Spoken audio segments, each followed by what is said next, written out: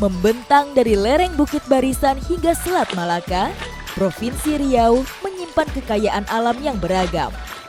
Keindahan Riau bukan hanya panorama, tapi juga harmoni kehidupan alam dan adat. Rama-rama. Bentuknya kayak lobster dan kepiting ya Pak ya. Enggak.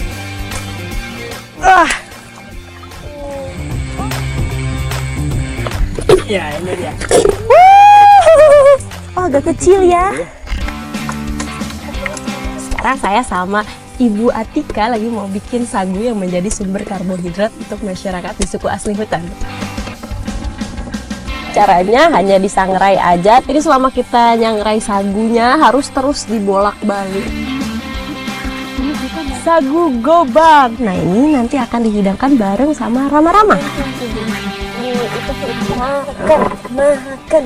Ih, udah makan duluan. Apa Bu rasanya, Bu? Enak. Coba saya cobain. Dagingnya susah, Pak.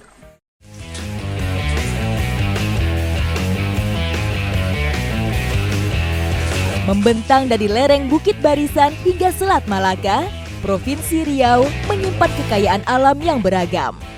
Di daerah Bengkalis, pesisir timur Riau, masih menetap suku asli hutan yang kuat memegang adat istiadat.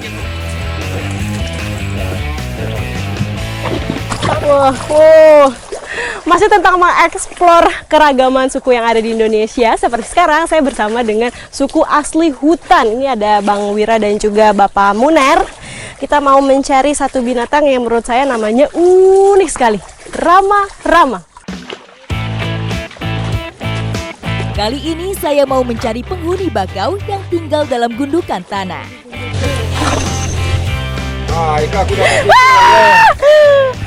Bah Muner dapat.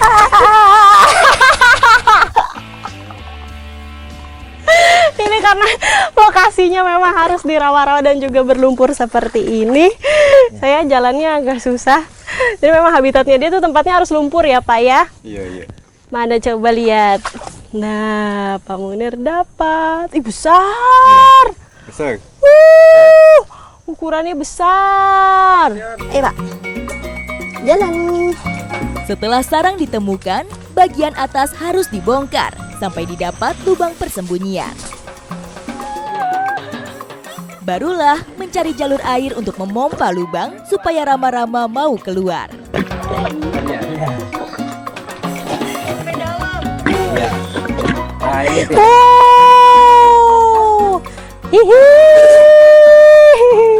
Nah, ini bentuknya kayak lobster dan kepiting ya Pak ya. Cuma bedanya dia buntutnya ini seperti udang. Tuh belakangnya begini, depannya ada capitnya. Tuh. Ini besar ukurannya. Ini ya besar, ini yang paling besar. Ini paling besar. Ukuran segini ya, berarti ngambilnya kita harus dari buntut. Tidak mudah untuk bisa memancing Rama-rama keluar sarang. Butuh tenaga ekstra untuk memompa kaki dalam lumpur. Selain itu, gerakan Rama-rama sangat gesit saat terancam. Bukan seperti ini berarti. Di sininya. Dapat. Mana. Dapat. Itu. Dapat satu. Bah Muner dapat satu. Wih, Rama-ramanya dapat lagi Bah Muner. Ternyata ini sarangnya kalau saya lihat mirip sama sarang kepiting, hanya bedanya ini dia lebih tinggi tumpukannya dan juga bolongannya ada di atas. Kalau kepiting dia ada dari samping. Lubang dia dekat samping. Kat samping dia punya lubang tetap.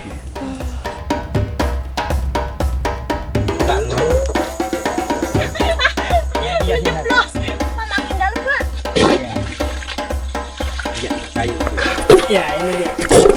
Ini dia. Oh, agak kecil ya. Ikan dia. Ini agak kecil. Kecil. Ya, agak kecil. Ini kecil ya, Bah. Bentuk tubuh Rama-rama memang sedikit tidak lazim. Memiliki capit seperti kepiting, ekor seperti lobster, dan kaki-kakinya menyerupai kalajengking. Sepertinya rama-rama yang kami perlukan sudah cukup untuk diolah nanti. Bang Wira jangan cepet-cepet Bang Wira.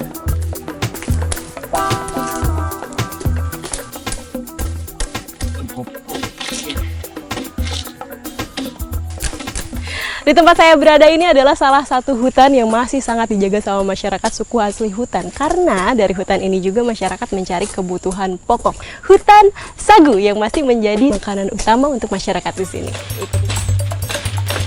Tak hanya bakau, sagu juga menjadi primadona bagi suku asli hutan. Meski sudah ada beras, sagu tetap menjadi menu wajib mereka. Bukti bahwa kekayaan alam pesisir suku asli hutan benar-benar mereka manfaatkan dengan bijak.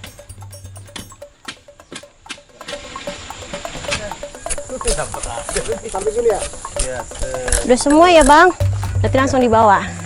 Di sini saya mau langsung bawa sagunya untuk diproses, untuk dibersihkan dan juga diambil sarinya. Ayo Bang, kita bawa. Wah, berat ternyata. Ayo Bang, duluan Bang. Saat menebang pohon sagu, masyarakat asli hutan hanya akan mengambil sesuai kebutuhan. Sementara sisanya mereka simpan dalam aliran sungai untuk diambil kembali saat persediaan habis.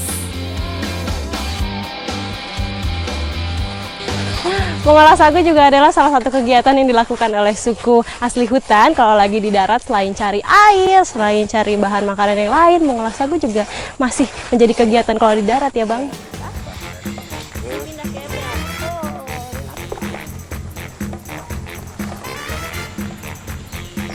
Inilah salah satu aktivitas masyarakat yang dilakukan di daratan. Nah, habis diparut langsung masuk ke proses untuk penyaringannya. Jadi kalau di sini sagu-sagunya yang sudah diparut dikasih air dicampur, terus nanti diinjek-injek ya. Nanti keluar sarinya dari bawah. Kenapa harus campur air? Karena kalau misalnya nggak dicampur air nanti nggak akan mengendap dan nggak akan jadi sagu. Saat pemerasan, para tempat peras tidak boleh jauh dari sumber air. Saat proses inilah kebutuhan air sangat tinggi. Setelah terendap, sagunya ini bentuknya agak halus teksturnya dan juga seperti tepung ya Bang, yang warnanya putih dan nggak ada baunya sama sekali. Karena kalau yang ada baunya itu kalau sudah dikasih air dan diendapinnya cukup lama sampai berhari-hari itu udah mulai bau asam. Karena yang saya tahu sagu itu agak-agak bau asam, tapi kalau ini enggak karena baru disaring ya Bang.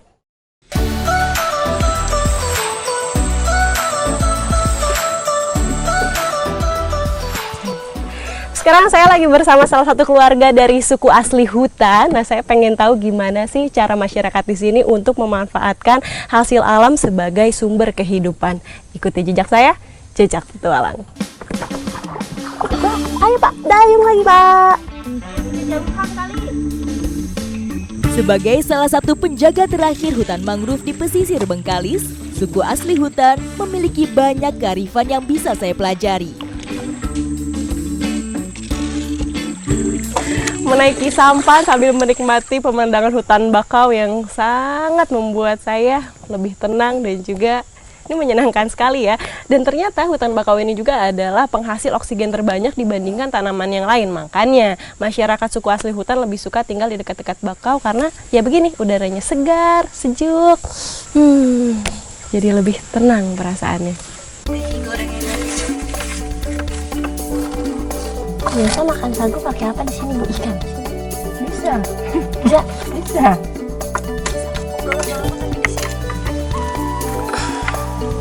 Mau ditaruh ke apa? Berbicara tentang kebiasaan, pasti semua tempat itu berbeda-beda. Seperti sekarang saya sama Ibu Atika lagi mau bikin sagu yang menjadi sumber karbohidrat untuk masyarakat di suku asli hutan. Dan nanti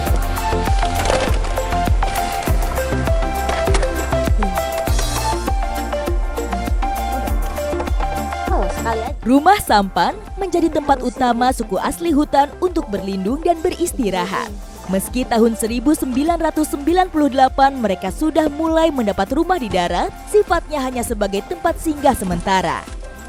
Bahkan, rumah mereka di darat juga tak boleh jauh dari air atau sungai.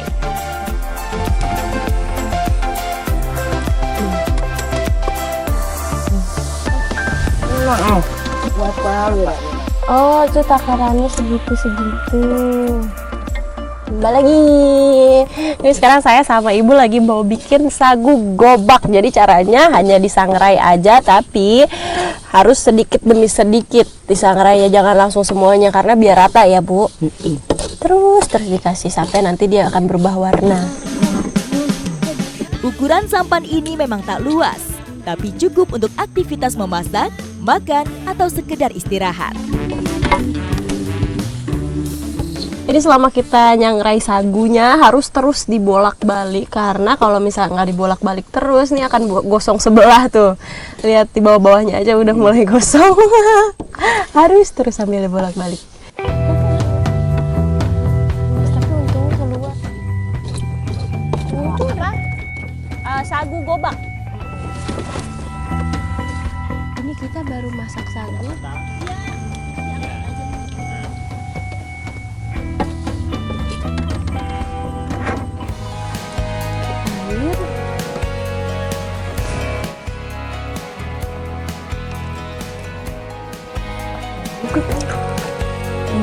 Ya panjang ya. Untuk rama-ramanya kita olahnya, kepalanya harus dibuang karena ada racunnya, dan juga bagian belakangnya karena itu ada kotorannya. Kalau ini warnanya ini berbeda nih, yang besar sama yang kecil, karena kalau yang kuning-kuning ini ada telurnya di dalam dan bisa dimakan ya Pak. Kalau yang ini tidak ada telurnya. Bahasa asli sini ada orang Cina bilang makauhe. Makauhe, ada yang bilang makauhe, ada yang bilang rama-rama. Iya.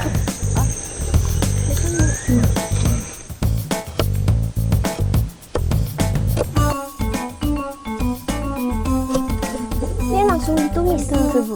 Langsung masuk. Menu yang sederhana namun sangat nikmat. Bisa masuk. Angkat Bu. Kayaknya udah mateng ya Bu.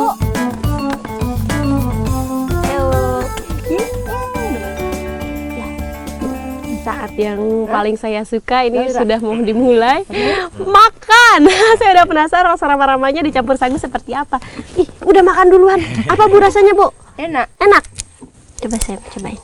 Gini ditaruh dulu. Gini. Terus baru campur. Ambil Lebih enak. Dagingnya susah Pak. Harusnya dibelek. Iya. Nggak boleh dulu kasih bumbu. Rasa rama-ramanya ini enak banget. Ini mirip sama kepiting, rasanya bentuknya mirip kepiting dan rasanya pun sama. Kalau dicampur sama sagu,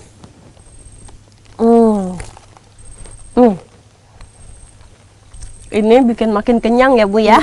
Tapi hati-hati karena rama-ramanya ini berprotein tinggi, kita jangan terlalu banyak makan berlebihan, karena kalau misalnya berlebihan bisa membuat efek samping pusing, dan kalau yang ada alergi bisa gatal-gatal. Jadi harus sesuai dengan kadarnya ya Pak.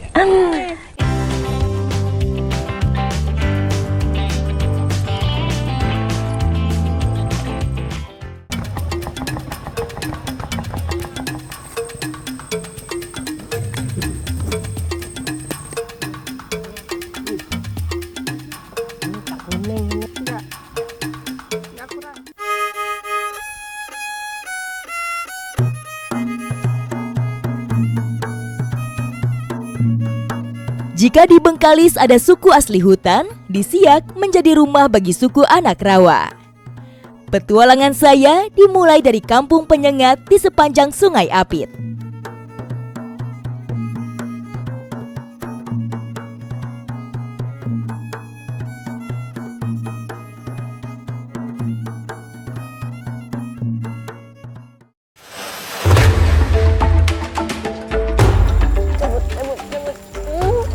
Wih, banyaknya. Besar yang ini, Bu.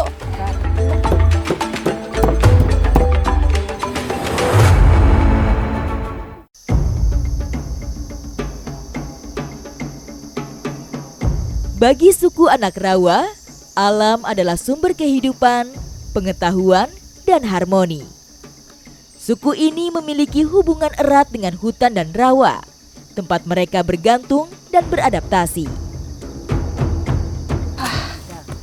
Bagi masyarakat suku Anak Rawa, alam ini bukan hanya sekedar tempat sumber makanan, tapi juga ruang yang sakral. Jadi dipercaya kalau kita pergi ke alam itu bisa memberi energi yang negatif maupun positif.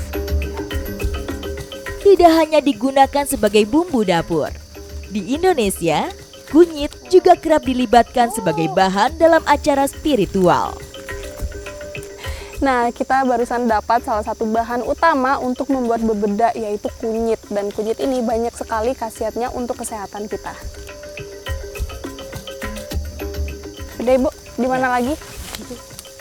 Dalam sejumlah budaya, makna kunyit sangat bervariasi. Warna kuning kunyit banyak diartikan sebagai lambang rezeki, keberkahan, dan tolak bala. Cabut. Wih, banyaknya. Besar yang ini, Bu? Besar. Oh, iya, Bu. Wah, iya, Bu. Ini dia kunyit besar sekali yang kita barusan dapat, dan ternyata kunyit ini bisa tumbuh di alam liar, apalagi kalau tanahnya gambut seperti ini, dan hanya membutuhkan waktu sekitar 3 bulan bisa berbuah sebanyak ini.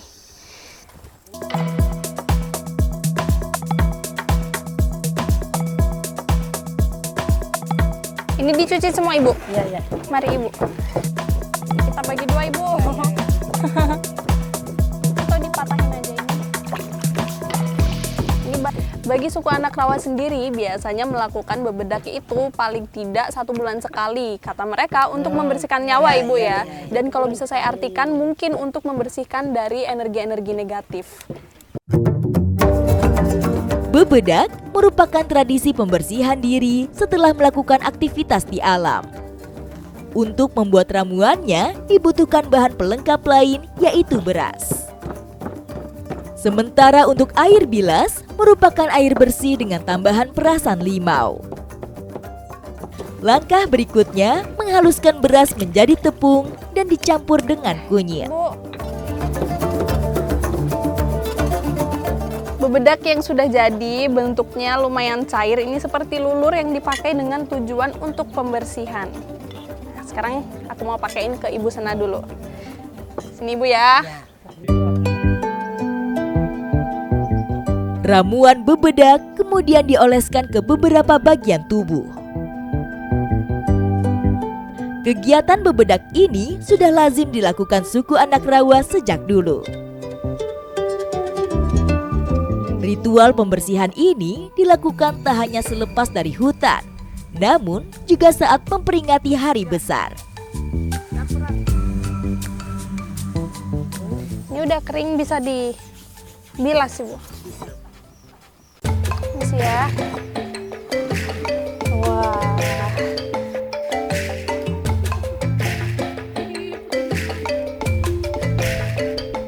Puncak dari rentetan kegiatan bebedak ini adalah dicuci atau dibilas dengan air perasan limau.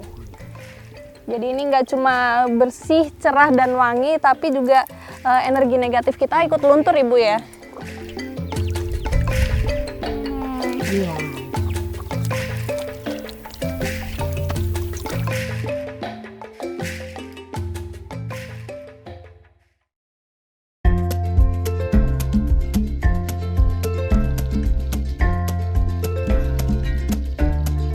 Dahulu suku Anak Rawa bergantung sepenuhnya pada hasil hutan dan juga hasil air. Namun saat ini pemanfaatan lahan sudah mulai dilakukan dan mereka pun mulai belajar untuk membudidayakan nanas. Nah, ini yang akan saya panen hari ini adalah nanas mahkota siak. Yang mana, Ibu? Ini? Ya. Kehidupan suku Anak Rawa saat ini adalah perpaduan antara tradisi dan modernitas. Tidak hanya bergantung pada alam, masyarakat suku Anak Rawa juga sudah mengenal pengelolaan lahan pertanian. Salah satunya budidaya tanaman nanas.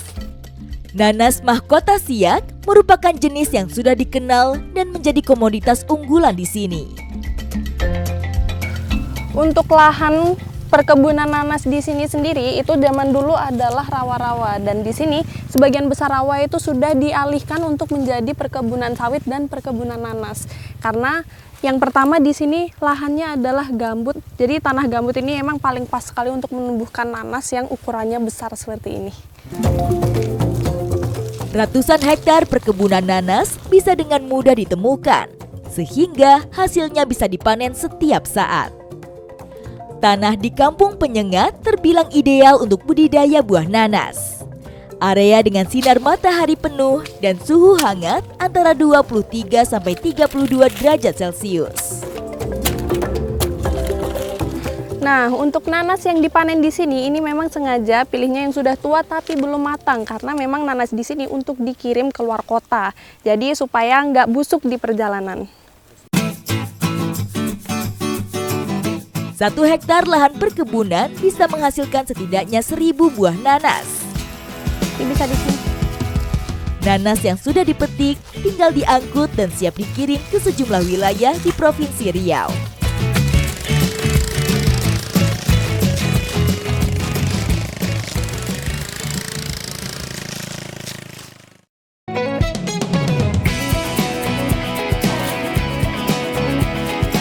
Saat modernisasi masuk hingga pelosok Siak, suku anak Rawa tetap menjaga identitas mereka.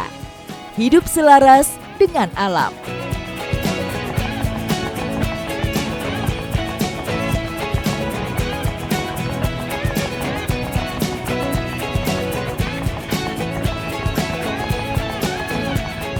Alam tidak hanya menyajikan keindahan, namun juga menjadi rumah bagi salah satu suku tertua di sini, yaitu suku anak Rawa. Dan peran perempuan dalam suku ini tidak hanya bertanggung jawab terhadap keluarga, tapi mereka juga mandiri, salah satunya dalam hal mencari sumber makanan. Perempuan suku anak Rawa dikenal tangguh dan mandiri. Berbagai kemampuan dilatih sejak dini, menjadikan mereka serba bisa. Termasuk menggunakan perahu tradisional hingga berburu hasil alam. Setelah beberapa saat, kami tiba di lokasi, di tepian Selat Panjang yang sedang surut.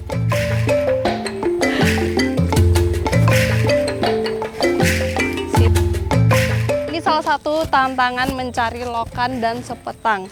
Bukan hanya membutuhkan skill mendayung, kekuatan lengan, tapi begitu kita turun pun masih harus melewati lumpur yang dalam. Dan ini lumayan menantang karena memang jalan kita jadi susah. Di area hutan bakau dengan kondisi berlumpur, biasanya lokan dan sepetang mudah ditemukan. Pencariannya sederhana, hanya mengandalkan tangan kosong.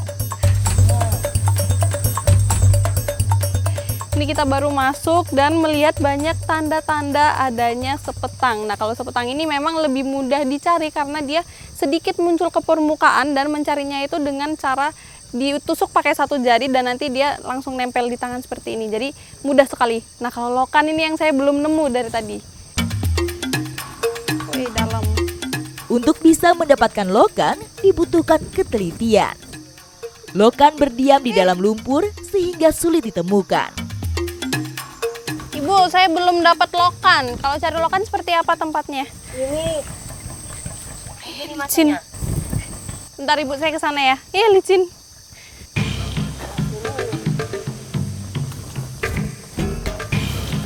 Begitu pula dengan sepetang. Untuk menemukan biota yang satu ini juga butuh kejelian. Bagi suku anak Rawa, jenis kerang ini cukup spesial karena rasanya yang lezat, sehingga kerap diolah menjadi berbagai macam masakan.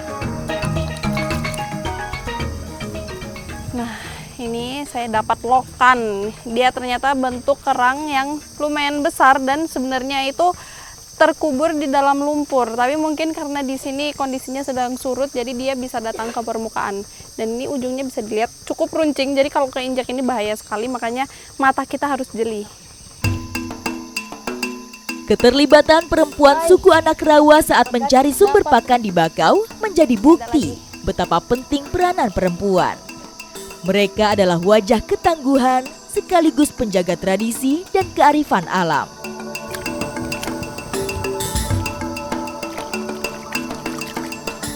Dari dua jenis kerang yang saya dapatkan hari ini, tapi justru sepetang ini yang membuat paling penasaran. Karena kalau dilihat sekilas, dia bentuknya mirip kerang hijau. Tapi dia berbeda karena hidupnya di lumpur. Udah cukup banyak ini ya.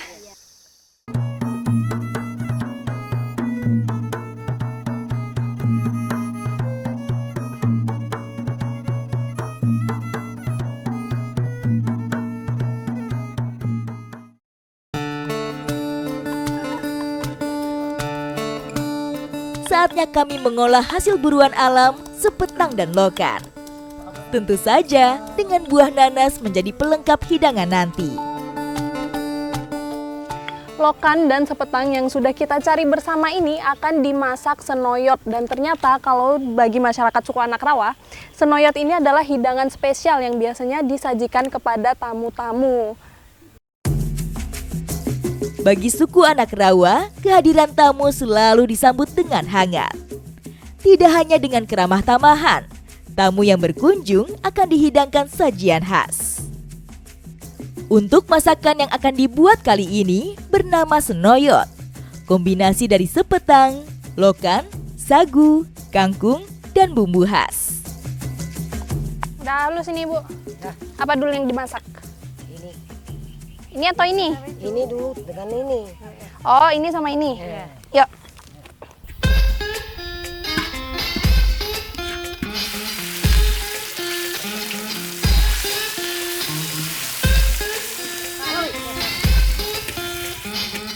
Wangi, Bu. Ini kayak bikin lokan chili oil. Oke. Silakan.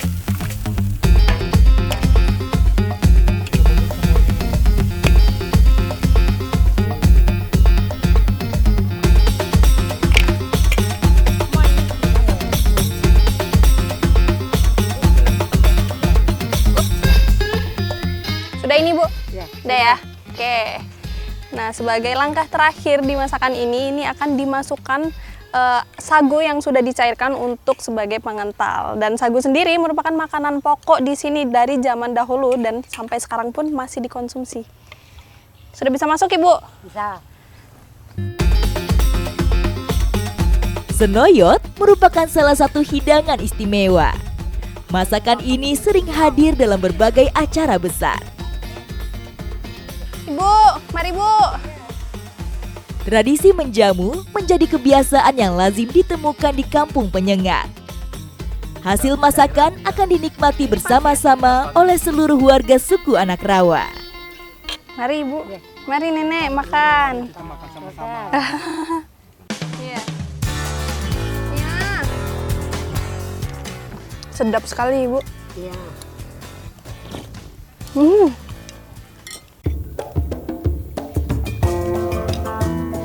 Rasa lokan dan sepetang yang gurih berpadu dengan campuran bumbu khas yang istimewa.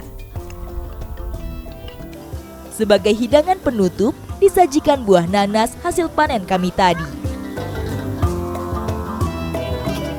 Bukan hanya soal bertahan hidup, namun warga dari suku Anak Rawa juga memiliki tradisi dan kesenian yang masih dilestarikan hingga sekarang. Salah satunya tarian tabe yang biasanya dipertunjukkan pada saat pertemuan ataupun perpisahan.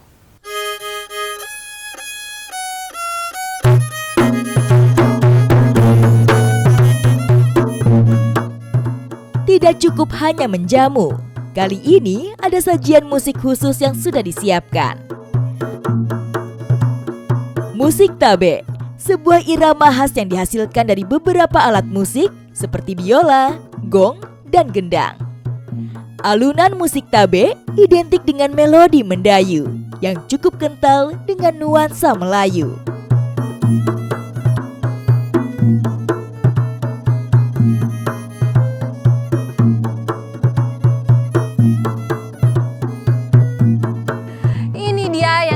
Tarian tabe, dan tarian tabe ini sendiri diambil dari kata tabe atau yang artinya salam penghormatan. Bisa juga diartikan seperti assalamualaikum ataupun shalom. Yang penting ini tarian untuk menyalami orang yang dihormati.